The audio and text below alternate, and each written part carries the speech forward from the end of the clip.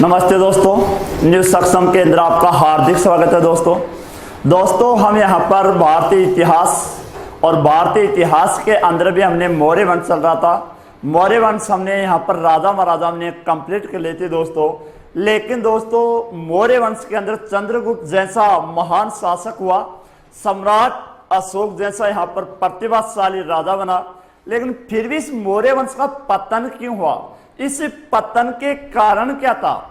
इसका पतन का कारण था सम्राट अशोक। एक तो सम्राट अशोक की जो नीतियां थी, इन नीतियों के तहत आगे जो राजा महाराजा हुए एक तो कमजोर साबित होगी। दूसरी बात यह है कि जो सम्राट अशोक की जो नीतियां थी, ब्राह्मण विरोधी नीति भी थी इसकी, उसने काफी युद्ध भी यहां पर लड़े थे। इसके बाद में उसने युद्ध नहीं करने का भी जो निर्णय किया था, वो भी एक मौर्य वंश का पतन का क्या था, कारण था दोस्तों। तो अब हम यहां पर देखेंगे दोस्तों, एक क्वेश्चन को लेकर चलते हैं, जहां से हमारा क्वेश्चन कैसे बनता है, मिलान चिन्ह वाला वहां से क्वेश्चन हमारा बनता है दोस्तों। उसके बारे में हम यहां पर चर्चा करते हैं और इस कंप्लीट मौर्य वंश के जो कारण बताए गए हैं, ये कारण लेकर हमें चलते हैं दोस्तों। तो मौर्य वंश के पतन के कारण, मौर्य वंश के पतन के कारण, मौर्य वंश का पतन क्यों हुआ? इस पतन के कारण हम देखते हैं दोस्तों कि एक तो सम्राट अशोक, पहला कारण देख लेते हैं। सम्राट अशोक ब्राह्मण विरोधी था, ब्राह्मण विरोधी नीति। सम्राट अशोक की ब्राह्मण विरोधी नीति थी। दूसरी नीति मानी गई है सम्राट अशोक की शांतिवादी या अहिंसा की नीति, अहिंसा की नीति। यह भी सम्राट अशोक का एक पतन का कारण था दोस्तों। तीसरी नीति हम देखते हैं, सम्राट अशोक की राजकोष की नीति। सम्राट अशोक की राजकोष की रिक्तता, सम्राट अशोक के राजकोष की रिक्तता, अर्थात कलिंग युद्ध करने के बाद सम्राट अशोक का हृदय यहां पर परिवर्तित हो गया था और उसके बाद में यहां पर इसने दान देना प्रारंभ कर दिया था। तो इसका जो राजकोष था वो क्या हो गया था दोस्तों?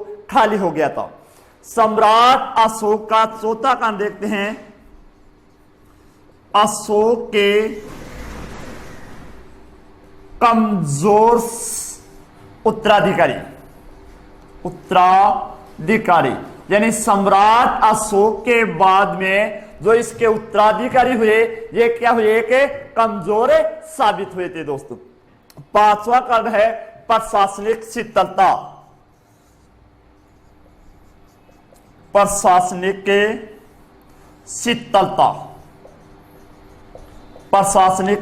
शिथिलता। तो ये सम्राट अशोक यानी मौर्य वंश के पतन के 5 कारण हैं। अशोक ब्राह्मण विरोधी नीति थी। तो ये कहने वाला विद्वान कौन था? हरप्रसाद शास्त्री। कौन था दोस्तों? हरप्रसाद शास्त्री।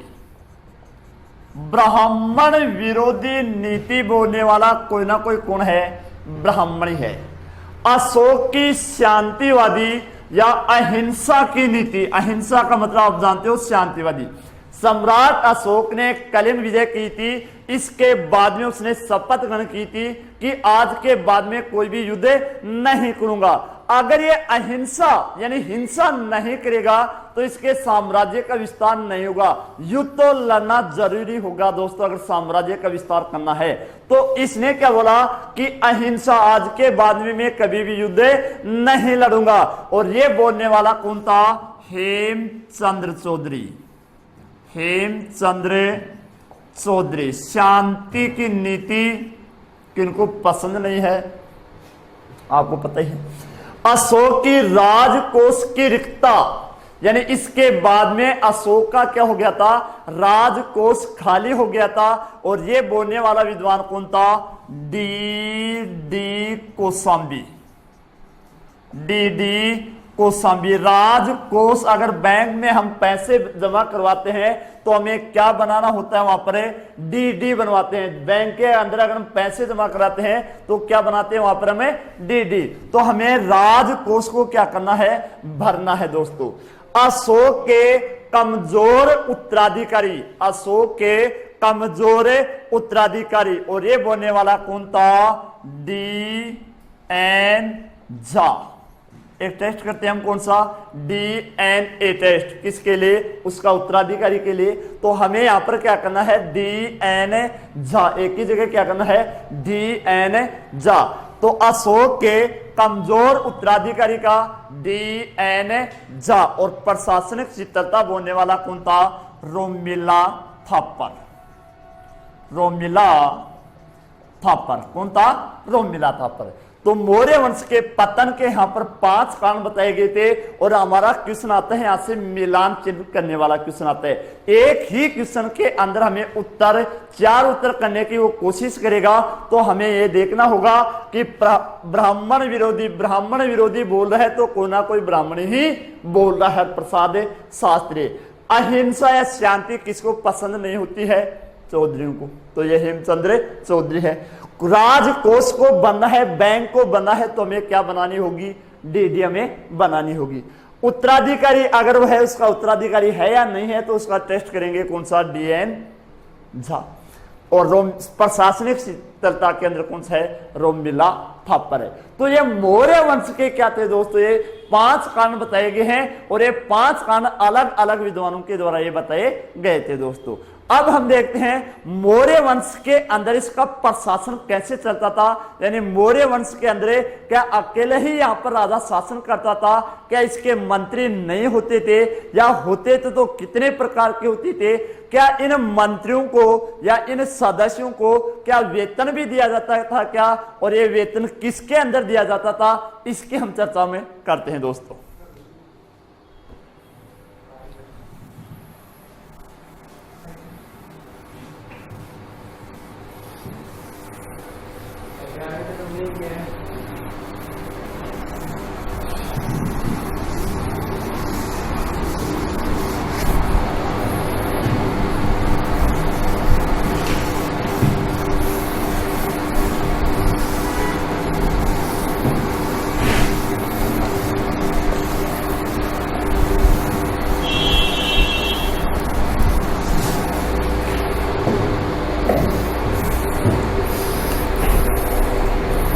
देखते हैं मौर्यकालीन प्रशासन।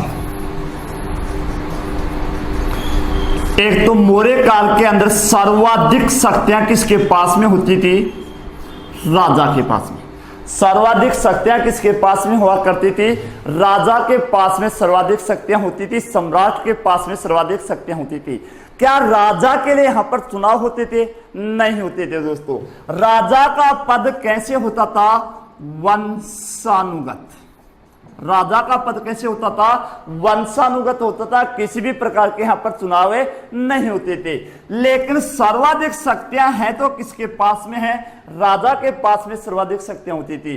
इस राजा की सहायता के लिए भी एक मंत्री परिषद होती थी और एक मंत्रिण होती थी। एक क्या होती थी, मंत्रिण होती थी। इसके अलावा तीर्थ भी होते थे, इसके अलावा अध्यक्ष भी होते थे। लेकिन हम एक बार यहाँ पर 2 को लेकर हम चल रहे हैं दोस्तों। राजा का पद कैसा है, वंशानुगत है। राजा के पास में सर्वाधिक शक्तियां होती थी। राजा की सहायता के लिए क्या होती थी, मंत्री परिषद होती थी और एक क्या होती थी, मंत्रिण होती थी। कई बार क्वेश्चन आता है कि यहां पर मंत्री परिषद की सदस्य संख्या कितनी होती है। जैसे वर्तमान में प्रधानमंत्री होता है या कोई सीएम मुख्यमंत्री होता है, इसके अंदर भी एक मंत्री परिषद होती है और इस मंत्री परिषद की भी सदस्य संख्या कितनी होती है।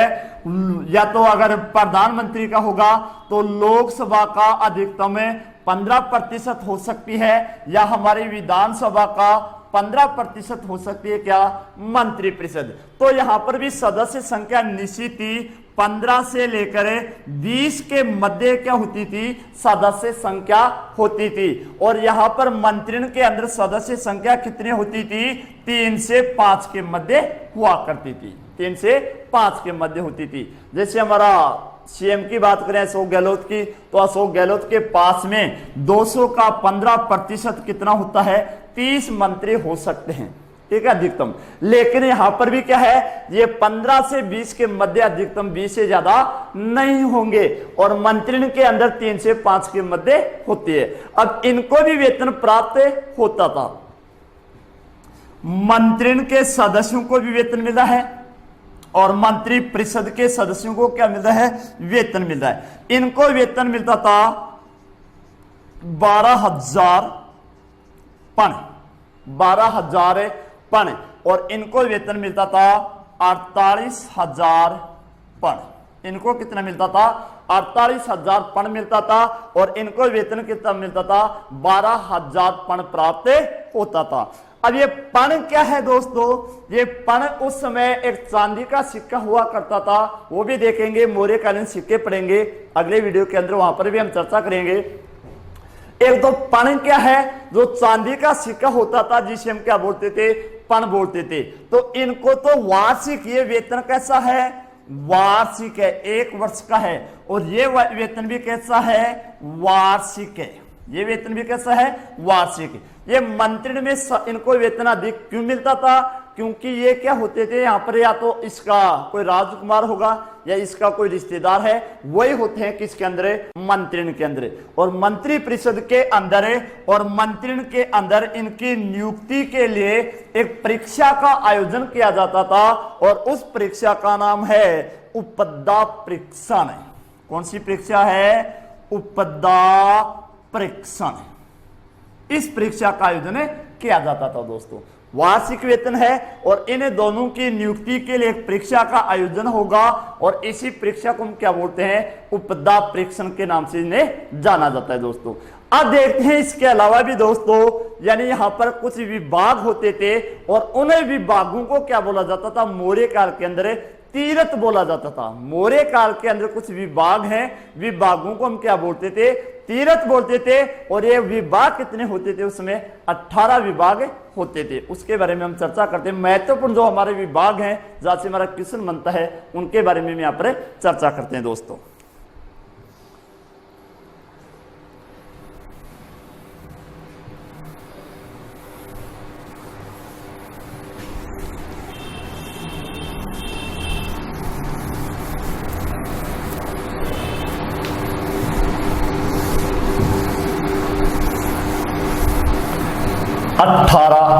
तीर्थ या विभाग,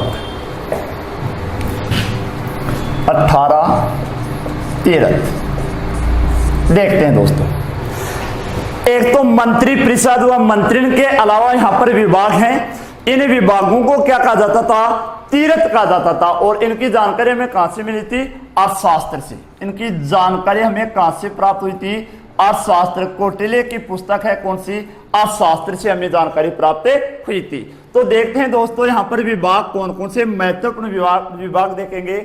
समाहर्ता, समाहर्ता, दूसरा होता था सन्निदाता, सन्निदाता, तीसरा विभाग है प्रदेष्टा, प्रदेष्टा, चौथा विभाग है हमारे यहां पर व्यवहारिक, व्यवहारिक, पांचवा विभाग है हमारे यहां पर प्रशासता, प्रशासता, छठा विभाग है हमारे यहां पर पौर, पौर, या जिसे हमें नागरिक भी बोल सकते हैं, नागरिक। अब देखते हैं दोस्तों समाहर्ता का कार्य क्या होता था। जो समाहर्ता है, इस समाहर्ता का प्रमुख कार्य क्या होता था, भू राजस्व को एकत्रित करने वाला, भू राजस्व को एकत्रित करने वाला, भू राजस्व को एकत्रित करने वाला क्या कहलाता था? समाहर्ता कहलाता था। सन्निदाता क्या होता था? कोष का अध्यक्ष, कोषाध्यक्ष। जो कोष का अध्यक्ष होता था इसे हम क्या बोला जाता था? सन्निदाता के नाम से जाना जाता था। यह एक न्यायालय है प्रतिष्ठा और व्यवहारिक। जो फौजदारी न्यायालय, फौजदारी न्यायालय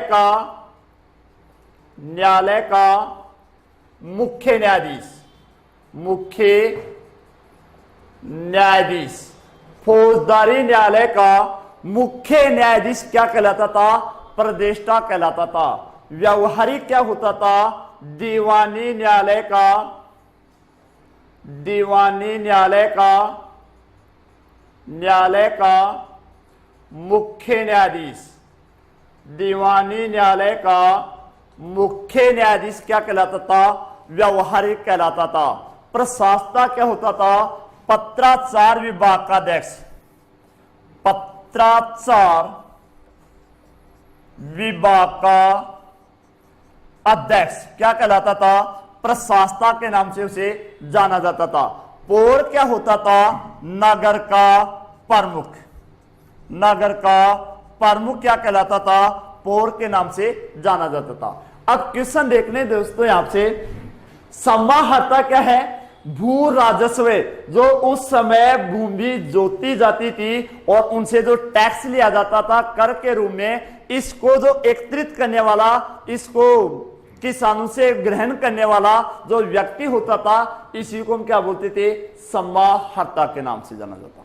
सन्निदाता जो इनको एकत्रित करने के बाद में, इकट्ठा होने के बाद में जो ये कोष के अंदर रखा जाएगा, तो इस कोष को जो रखने वाला था, इसी को हम क्या बोलते थे? कोषाध्यक्ष बोलते थे। प्रतिष्ठा फौजदारी न्यायालय का मुख्य न्यायाधीश, व्यवहारिक दीवानी न्यायालय का मुख्य न्यायाधीश। वर्तमान में भी दो प्रकार के न्यायालय होते हैं, फौजदारी न्यायालय और दीवानी न्यायालय। फौजदारी न्यायालय क्या होता है और दीवानी न्यायालय यहां पर क्या होता है, देख लेना, अंतर देखना दोस्तों। व्यक्ति व व्यक्ति के मध्य, या तो व्यक्ति या व्यक्ति के मध्य जो झगड़ा होता है वो क्या कहलाता है? फौजदारी। व्यक्ति या व्यक्ति के मध्य या समुदाय और समुदाय के मध्य जो विवाद हो जाता है, समुदाय जैसे हिंदू समुदाय है, मुस्लिम समुदाय है, हिंदू समुदाय है, सिख समुदाय है, इन दोनों के मध्य जो विवाद होता है, तो इस विवाद को लेकर कहां पर ले जाया जाता है? फौजदारी न्यायालय के अंदर लिया जाता है। तो व्यक्ति या व्यक्ति के मध्य या समुदाय व समुदाय के मध्य जो विवाद उत्पन्न होता है, इनको हम कहां पर ले जाते हैं? फौजदारी न्यायालय के अंदर लेकर जाते हैं। दीवानी न्यायालय क्या होता है? किसी भी संपत्ति को लेकर, व्यक्ति व सरकार के मध्य किसी संपत्ति को लेकर जो विवाद होता है, इसको हमको क्या विवाद बोला जाता है? दीवानी विवाद के नाम से जाना जाता है। और इसके अंदर जो समाचार पत्र के अंदर जो विभाग होता था, इसको हम क्या बोलते थे? प्रशासता। और जो गांव के अंदर, हमारे गांव के अंदर किसी शहर के अंदर जो प्रमुख व्यक्ति होता था, जिसको हम क्या बोलते थे? मोरे काल के अंदर पौर या नागरिक के नाम से इनको जाना जाता था। तो ये होते थे दोस्तों विभाग, और मौर्य काल के अंदर विभागों को हम क्या बोलते थे? तीर्थ के नाम से जाना जाता था। कई बार क्वेश्चन आता, मौर्य काल में कुल कितने तीर्थ होते थे?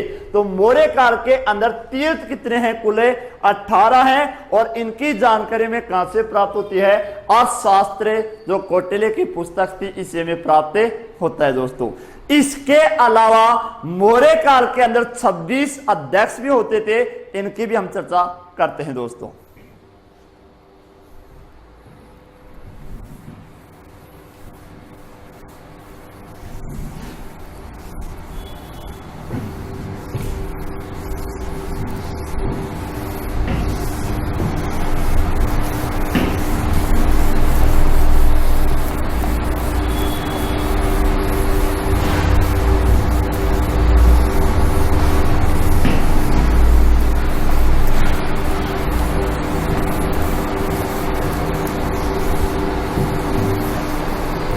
छब्बीस अध्यक्ष,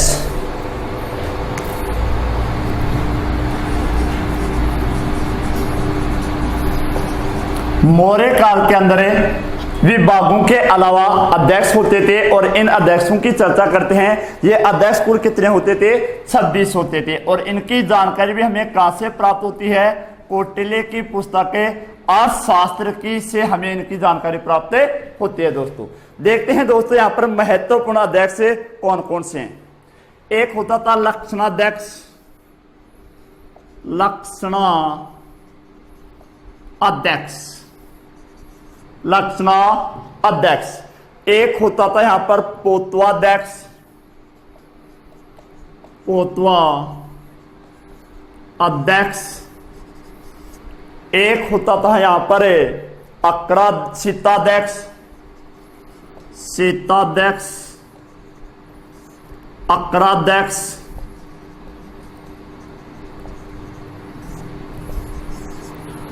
सुराध्यक्ष, सुराध्यक्ष, सूत्राध्यक्ष, सूत्राध्यक्ष, शून्याध्यक्ष, शून्याध्यक्ष और विविधाध्यक्ष,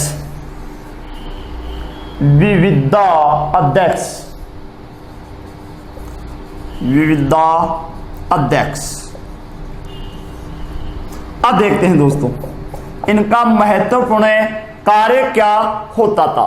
लक्षणाध्यक्ष जो टकसाल विभाग होता था, कौन सा विभाग है? टकसाल विभाग। टकसाल विभाग का अध्यक्ष क्या कहलाता था? लक्षणाध्यक्ष। यानी मौर्य काल के समय में जो सिक्के बनाए जाते थे, इन सिक्कों के जो जहां पर ये सिक्के बन रहे हैं उस स्थान को क्या बोला जाता था? टकसाल बोला जाता था। और इस टकसाल का अध्यक्ष क्या कहलाता था? लक्षणाध्यक्ष। एक होता है पोतवा अध्यक्ष, माप तोल विभाग का अध्यक्ष, माप तोल विभाग का अध्यक्ष क्या कहलाता है? पोतवा अध्यक्ष कहलाता था। सीता अध्यक्ष, सीता अध्यक्ष यानी राजकीय भूमि का अध्यक्ष, राजकीय भूमि का अध्यक्ष, राजकीय भूमि का अध्यक्ष क्या कहलाता था? सीता अध्यक्ष के नाम से जाना जाता था। एक होता था अक्राध्यक्ष, खनन विभाग का अध्यक्ष, खनन विभाग का अध्यक्ष, खनन विभाग का अध्यक्ष क्या कहलाता था? अक्रा अध्यक्ष के नाम से जाना जाता था। सूरा, सूरा यानी शराब, शराब को पकड़ने वाला विभाग कौन सा होता है? आबकारी विभाग, आबकारी विभाग का अध्यक्ष क्या कहलाता था? सूराध्यक्ष। सूत्राध्यक्ष वस्त्र विभाग का अध्यक्ष, वस्त्र विभाग का अध्यक्ष क्या कहलाता था? सूत्राध्यक्ष। शून्याध्यक्ष बूचड़खाना विभाग का अध्यक्ष,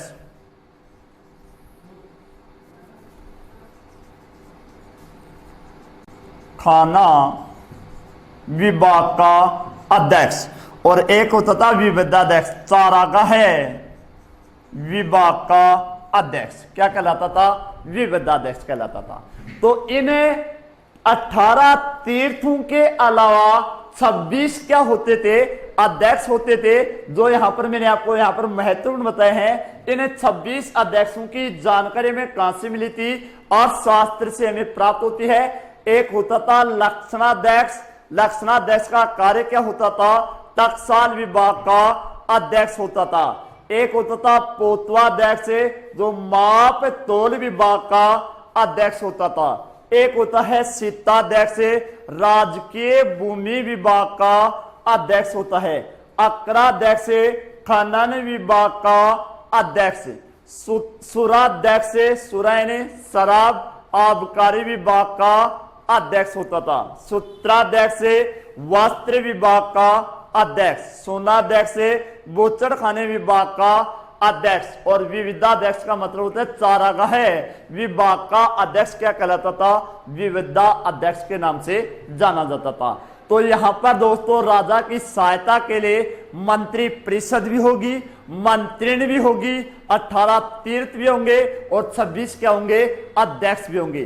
तो ये थे दोस्तों हमारे इस मौर्य काल के अंदर राजा की सहायता के लिए। अगले वीडियो के अंदर हम देखेंगे दोस्तों कि मौर्य काल में भी क्या राज्य हुआ करते थे, क्या कि इस मौर्य काल के समय में जो एक हमारा पूरा देश था इसको कितने भागों में बांटा गया था। जैसे वर्तमान में हमारा देश है भारत है, इसको कितने भागों में बांटा गया है, 28 + 8 भागों के अंदर जो बांटा गया है। इसी आधार पर क्या इसके अंदर भी क्या उस समय प्रांत हुआ करते थे क्या, इसके बारे में हम चर्चा करेंगे दोस्तों अगले वीडियो के अंदर दोस्तों। जय हिंद दोस्तों।